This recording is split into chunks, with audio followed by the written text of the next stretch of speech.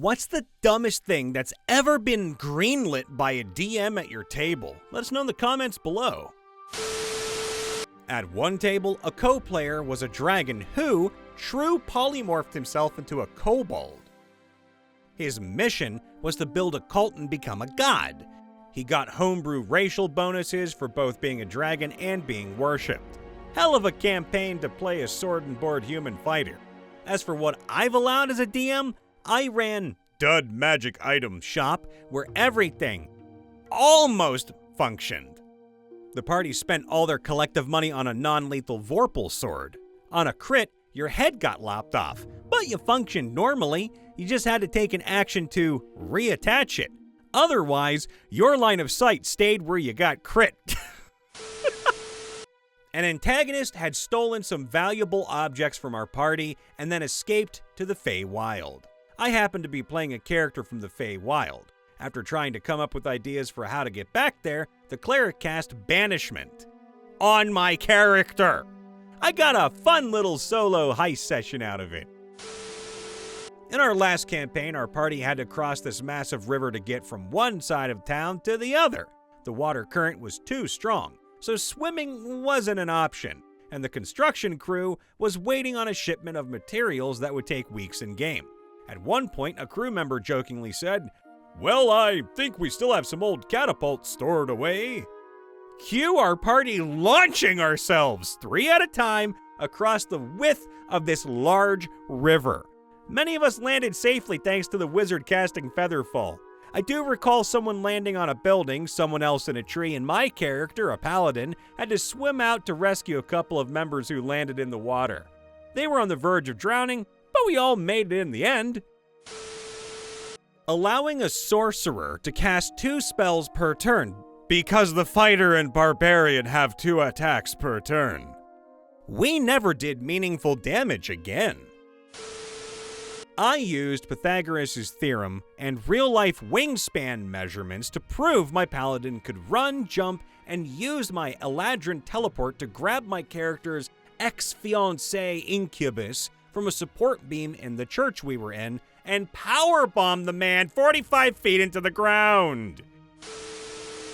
I remember having to ask, verify, research, and come up with a backstory reason for me to be a werewolf at the very start of the campaign. About 2 weeks in, the GM decided all 5 other players could become whatever animal they wanted for literally 0 reason. All but one of them was stronger than a werewolf. I shit you not, one was a were-dragon. This was first level. I was DMing a game where the players were in the Feywild fighting werewolves. One player twin-spelled polymorph on himself and another party member, turning them into giant apes to fight the werewolves. I forgot that werewolves are immune to non-magical damage, such as that dealt by giant ape fists. So I retconned it by saying it worked because the apes were silverbacks, emphasis on the silver. Only in the Feywild! Just tonight, and bear in mind the tone of this game is very silly. We opened a door to see a werewolf charging at me. Thinking fast, I said, "I'm going to use Handle Animal and my non-existent charisma to attempt to intimidate it by yelling, 'Sit!' I rolled a 2. It did not work, but it made the DM laugh. I am the DM. The party once heard about a smuggler named Jerry.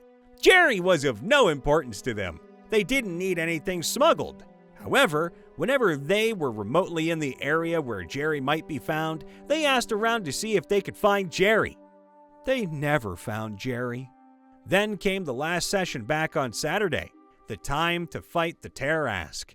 They had less than an hour to do whatever setup they wanted. The rogue of the party went searching for the mystical Jerry.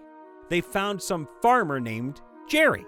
The rogue told him that within him was great power, that they needed to win this fight. Being the persuasive bastard he is, the rogue convinced him to come along. Right at the start of the fight, Jerry fell victim to the Tarrasque's frightening presence. He cowered, for 90% of that fight, but toward the end, something came over him. While the Tarrasque was facing away, Jerry started running toward it. He ran up its tail, across its back, and onto its head. When he got there, Jerry jumped and shoved his pitchfork into the cracked, weak spot on its head. Jerry got the killing blow on the Tarrasque. For the rest of the campaign, Jerry will defend the people against the demon invasion. In the future, he will be crowned King Jerry Wheatley. All this just because they wanted to find a guy named Jerry.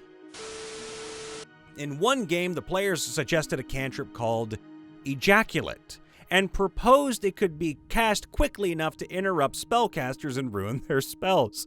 This was back in the AD&D days with a heavily homebrewed system. It's not quite what you asked for, though, because the DM didn't approve it. In fact, he threatened to subtract XP from any player who mentioned it because some players wouldn't drop the idea, and it got on his nerves that much. In a big underground frozen city, and we're not a very intelligent group, 2 rangers, a fighter, and a rogue, we were passing through trials to enter the city's central tower. The city was formerly full of mages, and we knew the surface of a wall was illusory, hiding the real text of a puzzle piece that we needed. But nobody had the magical savvy to dispel it, so we were stuck. I sat there thinking for a while and then looked up at my DM saying, "Can I just take a rubbing of the carved letters under the illusion?" He stared at me and laughed and said, "Hell yeah, you can. Take that, wizards. You can't beat good old-fashioned paper and charcoal." From levels 1 to 5, one player had a skeleton cleric.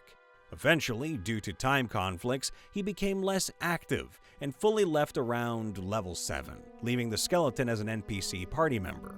I joined at level 5, so I didn't see all the antics, but this skeleton was chaotic and got into trouble constantly, whether he meant to or not.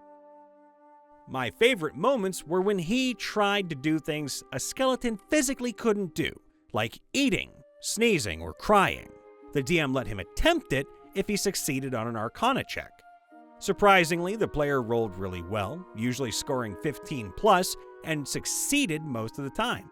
The best moment was when he wanted his skeleton cleric to sneeze on a random guard. He rolled a nat 20, and the DM described how snot came pouring out of his ram skull. Now, whenever we visit that kingdom, we see the poor guard, forever traumatized by the snotty skeleton. My DM let me speak to a bunch of giant snails with Speak with Animals while we were escaping an old abandoned library in the Feywild. They were sent to ambush us, but I convinced them to let us go in exchange for some kale. It made for a hilarious roleplay moment as my cleric stood there very seriously negotiating with snails. I have a standing house rule. If I accidentally greenlight a spell in the wrong way, the ley lines of magic shift, and the spell works that way for the rest of the campaign. At 3rd level, the party knew a door was blocked by furniture but not locked. The cleric cast Thaumaturgy, and since I didn't want to bust out the PHB for a cantrip, I ruled the desk blocking the door flew across the room and shattered. The party instantly became obsessed with making door cannons, and I couldn't go back on my word. Smash cut to 15th level. Oh god, they have a wagon train full of materials to make city gate-sized doors, and they're on their way to fight a god using a cantrip. By the way, they won. My DM greenlights everything, and one player wants nothing but raw power combined with stupidity. His character is obsessed with teeth. Jesus Christ. So the DM made a magical tooth bag that grants ridiculous abilities. Now he has braces with 25 tooth slots. As a quest reward, we got a lich tooth, which adds 1d10 necrotic damage to his bite. He also slotted 2 dragon cultist teeth for 1d6 and 1d4 fire damage. He's a bard with 25 AC at level 4, out-tanking me, a cleric, dealing more damage and almost matching my HP. I don't mind a bit of craziness, but the constant custom perks for this flat, single-item character are ruining the game for me.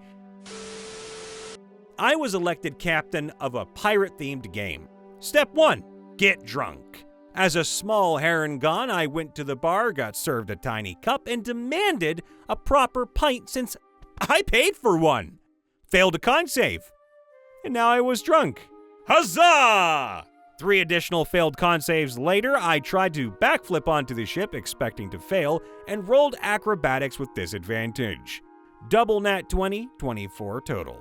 Of course, this was one of those games that ended abruptly due to conflicting player desires.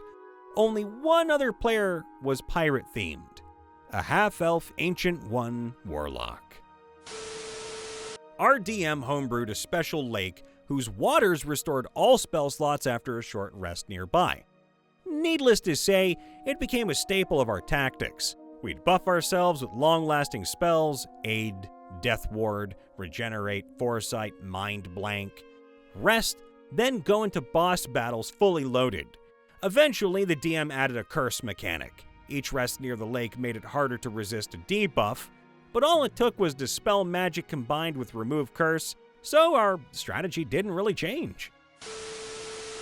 Back in 3.5, our DM hid a dragon skeleton behind a seal that only non-living beings could pass through.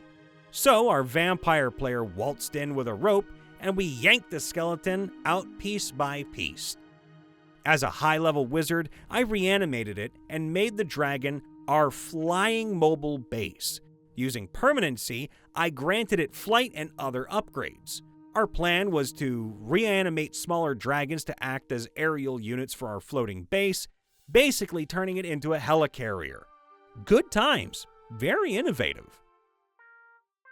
Hey everybody, Brian Von VA checking after the vid. Make sure to leave a like, subscribe, ring that bell, and let us know in the comments below.